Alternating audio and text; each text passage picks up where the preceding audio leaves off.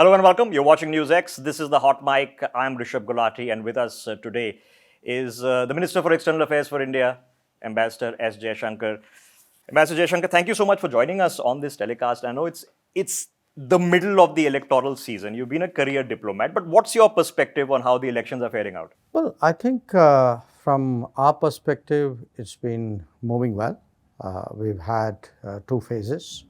I know there's a bit of a debate what the turnout is, etc. There could be some variations compared to the last election, but probably less compared to the one before that. But our overall sense is the ground support for Prime Minister Modi personally and for BJP is very strong. And people will look at our 10 years in the government as a record to judge us by. So we feel there is actually a pro-incumbency feeling that people would go by what's real, what's been delivered, what they know is more likely to happen, rather than either promises which are not responsible, or promises which actually point to us going back to the past, a past which many of us have come out of with great difficulty. So I'm going to ask you on that, but in terms of last time around, we had just come out of the surgical strike, Balakot. So the immediate foreign policy environment was a big election ticket item. This time G20 has happened. How much of that vibe, that India's place in the world as a leader of the global South, India's prestige, India's image of Biden, and some foreign leaders, literally respecting the country, I would say, not just the Prime Minister, and touching his feet. How much of that vibe is part of the electoral process this time around? Last time around, by the way, I was a private citizen. I was in the corporate world. I watched it from outside. But this time I can tell you something which I find very interesting. I've done about 6 or 7 states during this campaign so far. I find a lot of interest in foreign policy. It's not typical. It's not typical, this doesn't have to be necessarily the big cities. I was in Bikaner. I was in Rajkot. I mean, these are, you can say tier 3 towns or cities in a way. But in places like this today, there is actually, my sense is a feeling, there are 2 aspects to it. One, a sense of pride, a feeling that, look, we are actually establishing our place in the world. And people are respecting us more. G20 is part of it. People, the speculation was that we will crash land, we will be a mess, but it went the other way, and the public understands that. The other part of it, I think, is also what does the public see on the TV or on the news, read in the newspaper, see in social media? They see a war in Ukraine. They see fighting in Gaza. They see the whole Red Sea, Arabian Sea, drones and missile strikes. They see the tension on our own border with China. They see things happening in the South China Sea, US-China relations becoming very tense, terrorism of various kinds happening. So there is a sense today the world is in turbulence, that things are not good and not likely to be good for some time. So I feel somewhere there's also a desire to ensure that the government is in responsible hands, experienced hands. I mean, in a way, an unspoken question is, to whom would you trust the country at a time when the world is very difficult? Whose hands would you like to see on the wheel? So I think that's an issue too. Okay, but when it comes to assessments of elections happening in India, sometimes, Ambassador, you know this better than I, friends or foe alike would like instability. They would like to have a sort of unsure, maybe an even insecure government, because that is not decisive and that is probably prone to suggestion from abroad. Are there active efforts, to the best of your knowledge, underway in order to influence elections in India?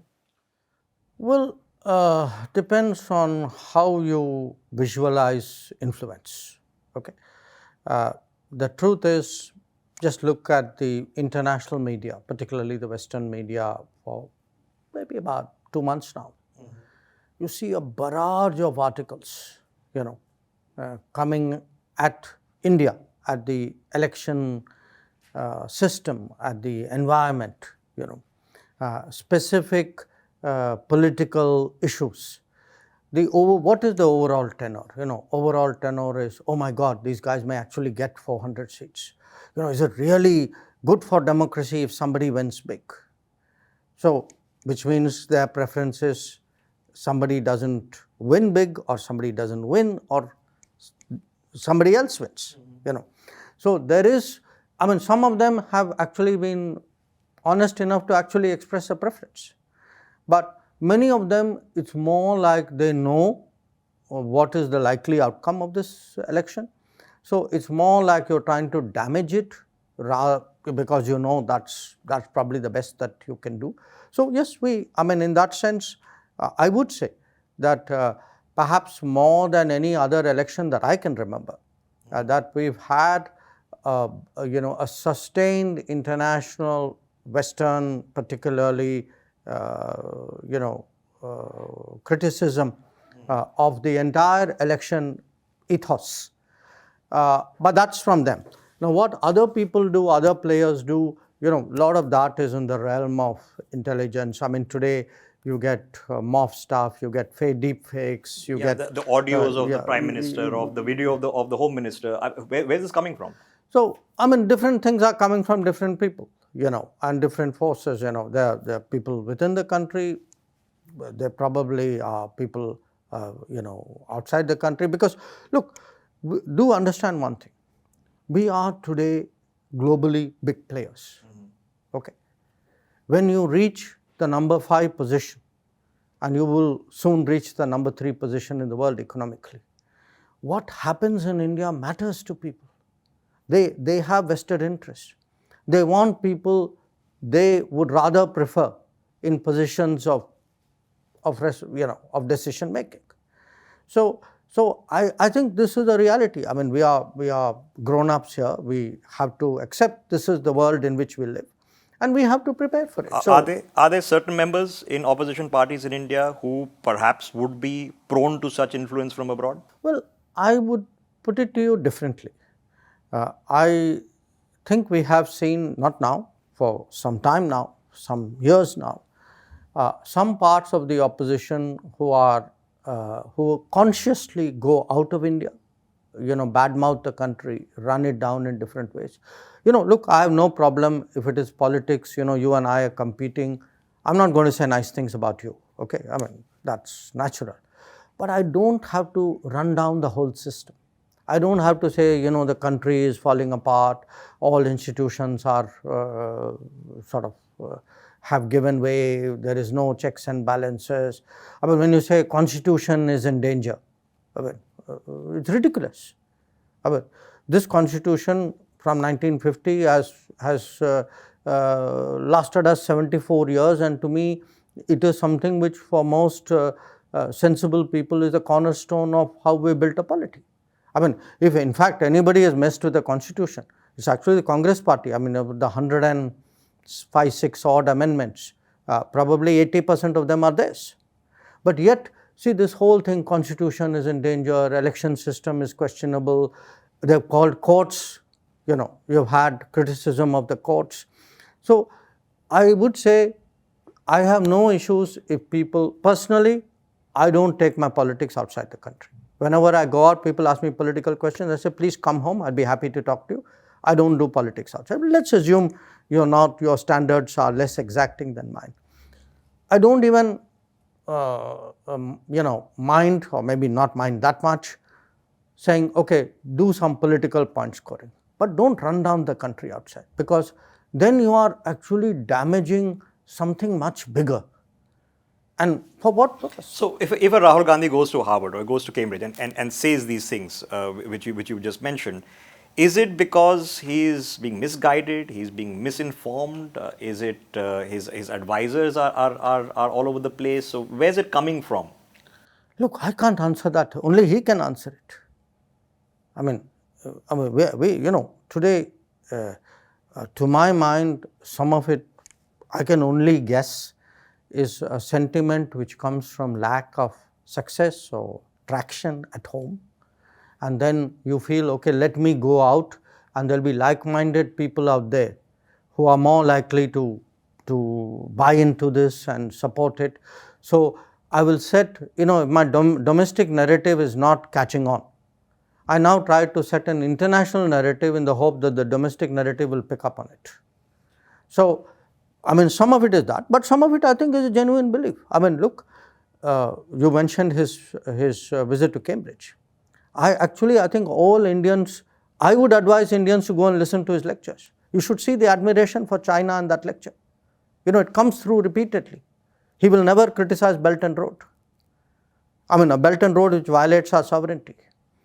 So outside, he will praise China, but at home, he will pretend to take very nationalistic positions. So some of it, I think, is frustration. Some of it, I think, is, the belief that external narratives will help him. And some of it, I think, is actually his genuine admiration, which in their case is an ideological admiration going back to Nehru. Which is coming up. Ideological admiration for China. Has he spoken to you on China? I remember one time he was in a committee meeting. He was mentioning some things. What was the advice or his understanding of China? We've had a few conversations.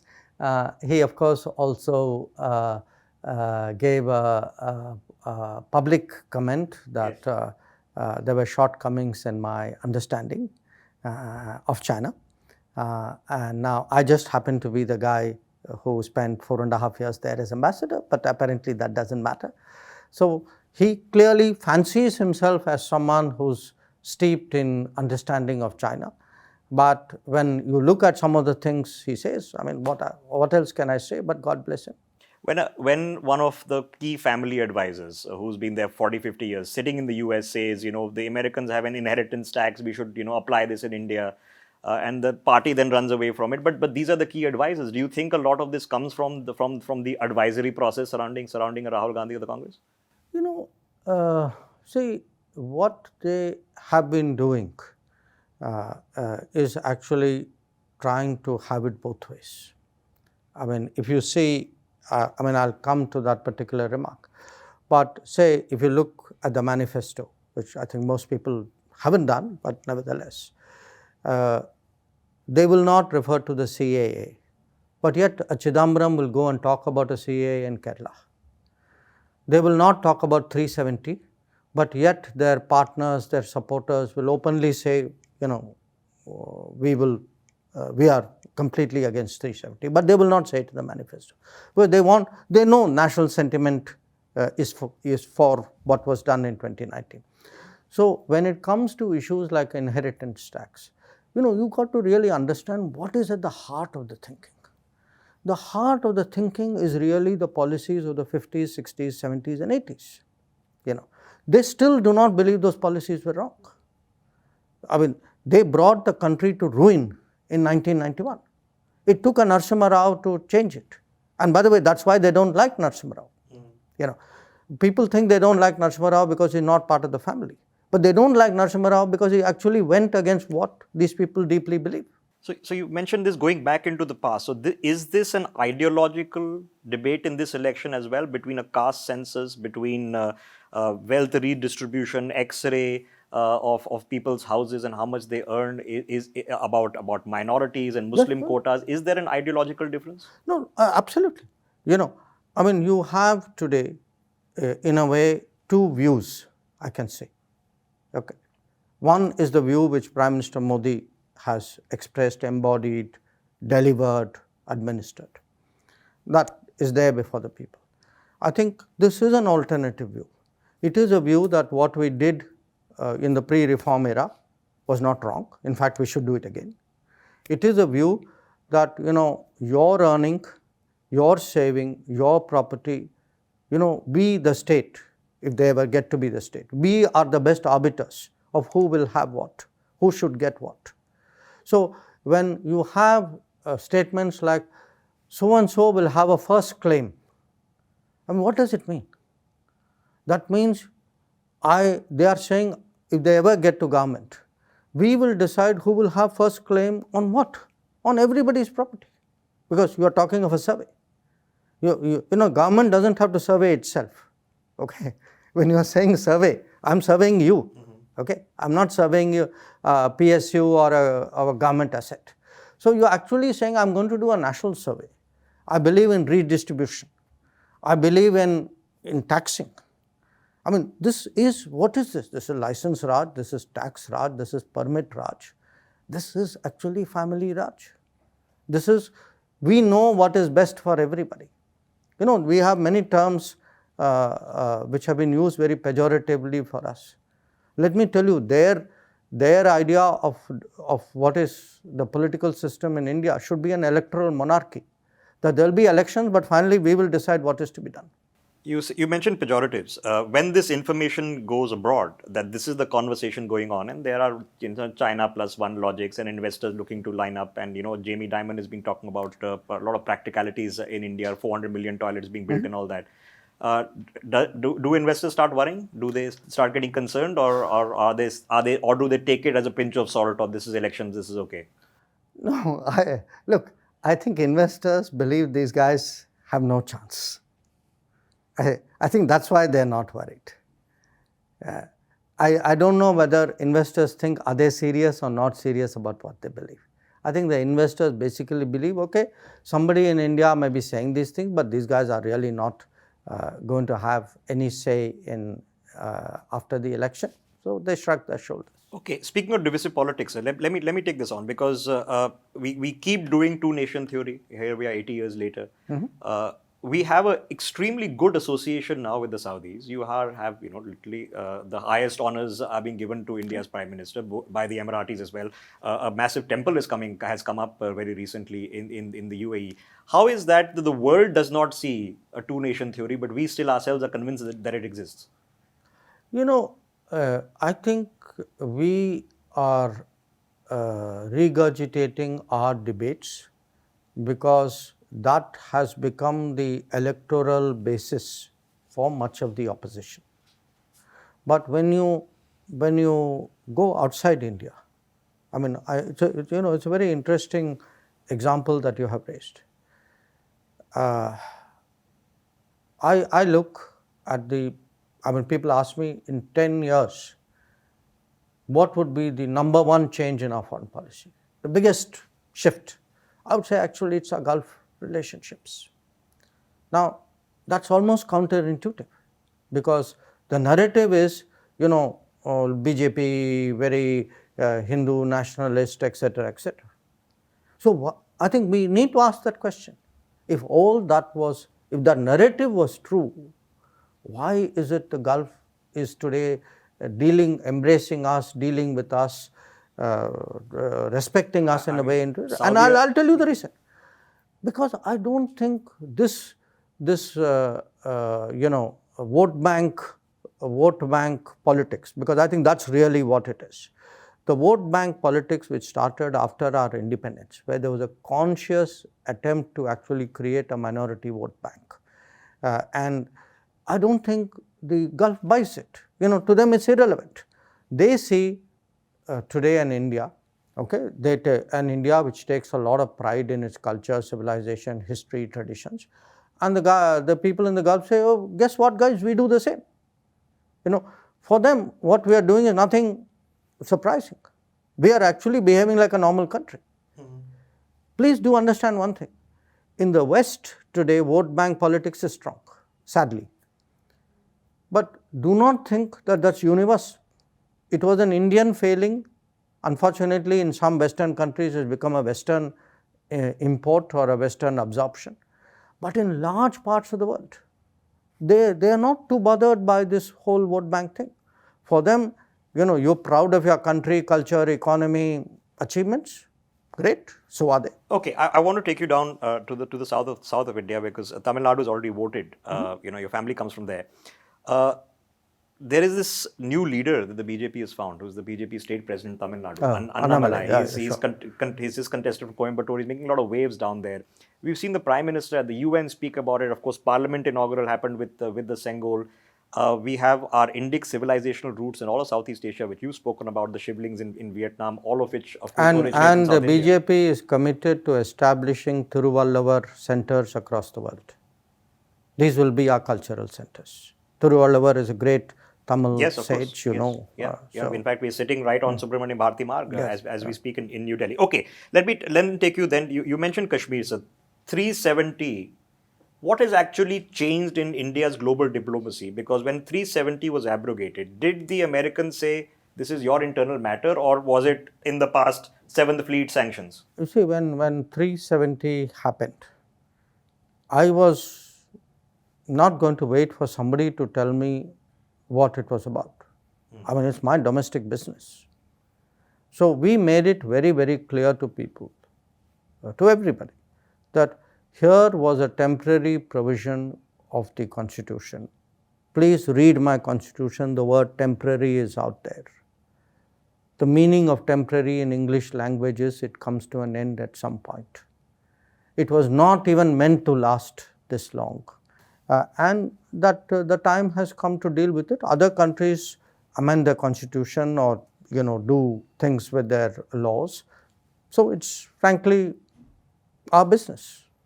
Okay, Balakot. I mean, the Pakistanis famously said that one kawa died and two, things were damaged. But subsequently afterwards, I mean, books are being written about this, films are being made about it. How did we convince the Pakistanis that Wing Commander Abhinandan would be back on Indian soil in 48 hours? Well, look, I must say I was not in the government at that time. So I've heard various accounts of what happened. I am generally reticent commenting on things about which I One don't public have, account from a Pakistani MP says that their foreign minister was sweating and his legs were shaking. And he said that the Indians will be here at 9 o'clock if he doesn't go. Look, as I said, I was not in the government. I'm generally, I talk with first-hand knowledge. Okay, so the other big global crisis, you mentioned Ukraine. Was there an Indian role? Was there a genuine risk of a nuclear escalation and we played a role in calming waters, maybe the Prime Minister personally himself? There have been a number of issues at a global level on Ukraine. There was a grain corridor issue. There was a issue of supply of fertilizers because much of the world was dependent on fertilizers from Ukraine and Russia. There was an issue of attacks on the nuclear power plant. There's a place called Zaporizhzhia, which came under attack. And there was this concern expressed by some countries about possible escalation to the nuclear level. At various points of time, and you will understand, some things sort of in our business stay within the room. But at various points of time, either somebody has asked us to do something, or or we ourselves have felt that our advice or suggestion or point of view will be heard with a degree of seriousness. So, lot of these issues, yes, there has been diplomatic activity, but we have our idea is to make more of a difference in the outcome rather than go out there and say in headlines we did this or we did that. That's not been okay. One for the history books, but do you think the outcome will be a happy one, that a positive role was played by India? I think today the fact that, look, we just had the Foreign Minister of Ukraine here a few weeks ago. Yes. We've had a steady relationship with Russia. I was there at the end of the year last year. The fact that today both countries clearly value their relationship with India, and are keen that in some way or the other we we get more closely involved with all of this. I think that should tell you what Okay, they fair think enough. of So, us. so that leads me to my next question. How do we then maintain a good association with the Emiratis, the Saudis, the Israelis, and the Iranians at the same time? Is it a nightmare, or is it more doable than one thinks? Well, I tell people it is sabka saath, sabka vikas at an international level. You know, that look, if you are confident, if you are well-meaning, if you are fair and reasonable about your own interest and respectful about those of others, it's possible to carry different people and different countries. They may have problems with each other, but why must I always, be at the beck and call or be under pressure from others to choose? It is often my interest not to make those binary choices.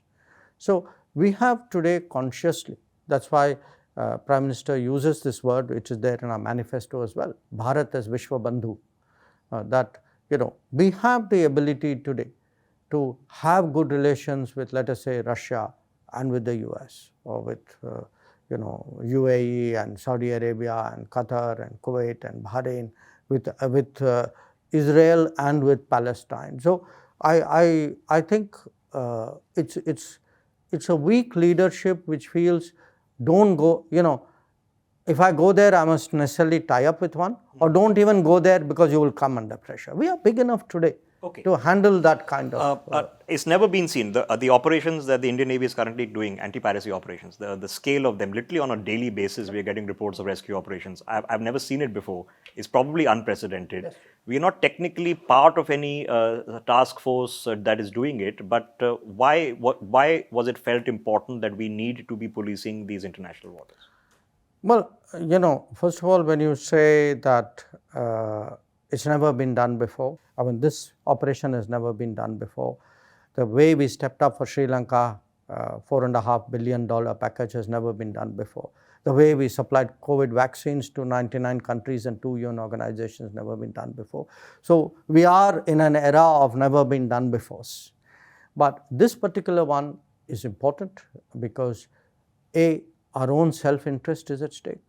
Much of our trade goes through those waters. Secondly, as I said, there is a global expectation about us. We also need to carry our share of responsibility. Now, responsibility doesn't mean I have to join somebody else's operation, because as I said before, those binaries that you have to be with us, otherwise you are not in the game, or you have to choose this or that. We are today, as I keep telling people, we are India, we have our own site, we have our own interest. So we have today, I think at the peak times, I think roughly about 21 ships are committed to it. Yeah. And you are right. I mean, we are one of the key players in ensuring that there is maritime security. I mean, our record today in terms of saving ships, in fighting piracy, in putting out fires, I mean, this is a very, very commendable record, and I think the world knows and for the record, not just Indian ships or ships headed to India. Of course, so we've rescued Pakistani sailors as well. Okay, I know time is limited, sir. I wanted to ask you, to your memory, when was your first interaction with Narendra Modi? Oh, I can tell you very clearly, November 2011. I can tell you very clearly because I was ambassador in China, and he was chief minister in Gujarat. He came on a visit to China, and that's when I met him. At what point of time were you convinced that one is an extension, of course, in tenure as foreign secretary, but one is joining the government as minister? Was it a convincing process, or did you feel that this person is taking the country in the direction where I want to contribute to?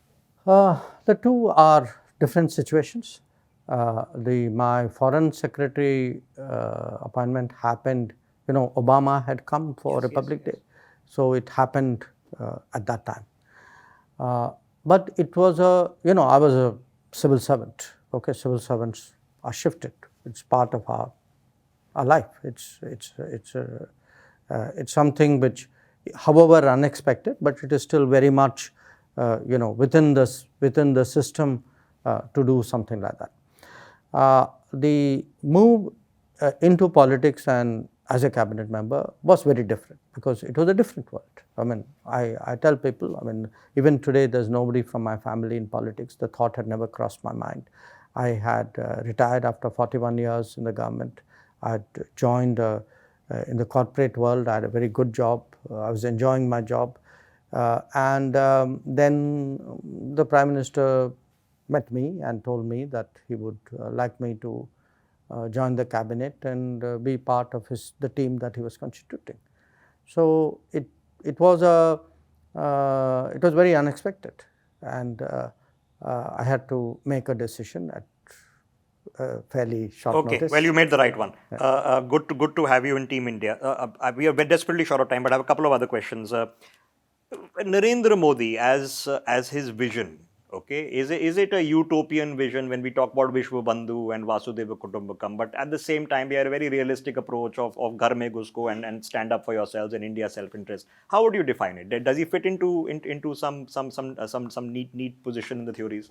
No, look, because you are practical doesn't mean you don't have ideals. I can want a better world, and I can be practical enough to say these 1, 2, 3 steps are steps to building a better world. I mean, to me, let me take the 2 examples you're saying. Vasudeva Kutumbakam, okay, Vishwa Bandhu. I want a better world. One of the things the world wants is be a Atankvad Mukt world, that you want to fight terrorism. Now, I give you a practical thing. If I don't fight terrorism and it's directed at me, how can I go out there and preach saying, oh, by the way, let's all fight terrorism? So, to me, these are not contradictions. He has a vision for the world. He has a vision for India. He has a plan for the world. He has practical ideas for the world. He has very practical policies for India. So they gel. They're not contradictory. Okay, you mentioned terrorism, that former 2611 prosecutor has just joined the Bharatiya Janata Party. Sure. Is there a difference when we say that in 10 years no major Indian metropolis has seen a terror attack? Is there something dramatically different that has happened? Is it the surgical strikes? Is it better intelligence? What are we getting right? Look, that's a complex issue, because a lot of it must necessarily, obviously always be behind a certain veil. But overall, there is a message in the last 10 years.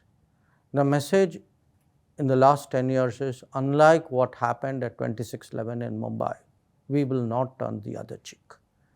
If anything happens in India, there will be consequences to other people. I think that message has gone through loud and clear. For mysterious reasons, a lot of people who've been involved in hijackings, people who've been involved in terror activities, in India, or have sponsored or trained them, they're mysteriously dropping dead. Some are being shot by unknown gunmen. What's going on? Do you watch back and say, well, their comeuppances come their way? I think, as you said, God works mysteriously. So, what do you make of what has happened with the Canadians? And I'm sure you've seen the Washington Post article just yesterday, and the ministry, and I'm sure you saw a comment on it as well. It's irresponsible, you said. So, why are they doing it now? Where is this coming from? Well, there are. I mean, we discussed this earlier. I think we've had a pattern in respect of some sections of the Western media, which have actually been continuously critical of us. I mean, they picked up this issue now, and often what they do is to take something and then give it a twist, and take it in a direction they want to take it. But it's not just here. I mean, look at, for example, how they covered COVID, how they cover any economic challenge that we have. In many cases, there is a very strong ideological desire today to see India fail. That because for them, this is not the India that they want. This is not the India which will be listening to them for directions and advice. So this is like. But Minister, when it becomes absurd, it would be absurd for us to be hosting the IRA or doing referendums for Quebec in India and their independence. It would be absurd for us to be discussing and hosting, the Scottish independence referendum in India. It becomes absurd, but they are happy to do it. If you flip it around, it sounds absurd, but they are happy to host the Khalistanis in London or or in Surrey or wherever in Canada. How do you deal with the absurd? Because the reality of history is many countries believe that what they preach abroad doesn't need to be practiced at home, that they can have multiple standards. What you call absurd, they take it as their entitlement. I mean, I give you a very practical example. You know, we had the Prime Minister of Canada saying some things which were frankly none of his business on the farmers' agitation in India. And yet you look at how he behaved with his own truckers' strike. See the difference. To use your word, absurd, but yet he did it. So why explain ourselves? Why not, for example, these things are happened to us. We are victims of a lot of these things. Our progress has been held back because of foreign actors not wanting us to succeed. I mean, to this day, we don't know. Perhaps in that mysterious plane crash that happened in Mont Blanc in Switzerland, where the head of our nuclear program, Homi Bhabha, was killed, we don't know what happened there. The investigation didn't happen. Why not open up these files and push on the other foot? Look. When people are out to push us, target us, we need to push back. When they say things about us, we need to argue. We need to put our point of view across. But I'm a realist, okay? I know it's a competitive world. I know there are people who are unhappy with whatever we have achieved. But let's not slide into a conspiracy theory of the world. Not everybody is out to get us, okay? There are also people out there who are our partners. There are people who are investing in us, collaborating with us, who are actually in many ways our friends and well-wishers. So let's not paint everybody with the same brush. I think we have to be intelligent about it. We have to figure out give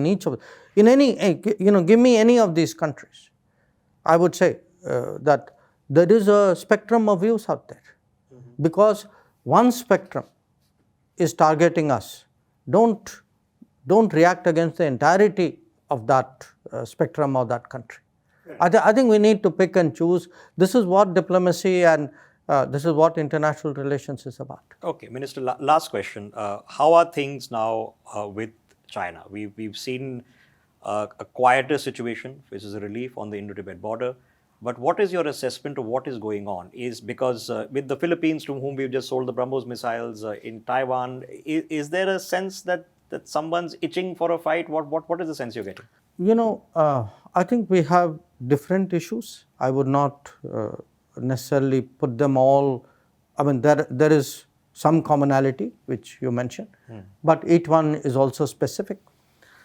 Where our own issue is concerned, I think what we have seen from 2020 is actually bringing large forces to the line of actual control.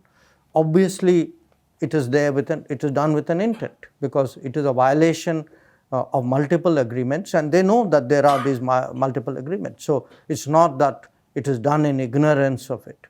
So there is an intent. The intent clearly, if somebody brings that kind of forces to line of actual control, is a coercive or a attempt to actually pressurize us. And our answer has been to respond robustly, that even in the middle of COVID, we have counter-deployed. I mean, we are wherever, they have come to the line of LAC, we have also gone up there, and, it's a very at the moment, I would say, there is a prolonged face-off across a fairly large band of territory. But to me, at the end of the day, there is a larger posture and behavior out there. The posture is, what kind of relationship do you want if your attempt has been to focus on pressurizing a neighbor? And number two, what kind of relationship do you want if you do not adhere to written agreements? And finally, how can any neighbor, if you disturb peace and tranquility in your border areas, how can the other neighbor then say the rest of the relationship carries on? So there will be the ripple impact. It will spread across other sectors. Okay. So they have to understand that. Okay, we could spend all day here because I want to ask you about maps and about POK, but our time has run out. Minister Jaishankar, thank you so much for joining us on NewsX on the Hot Mic. Thank you. Great pleasure.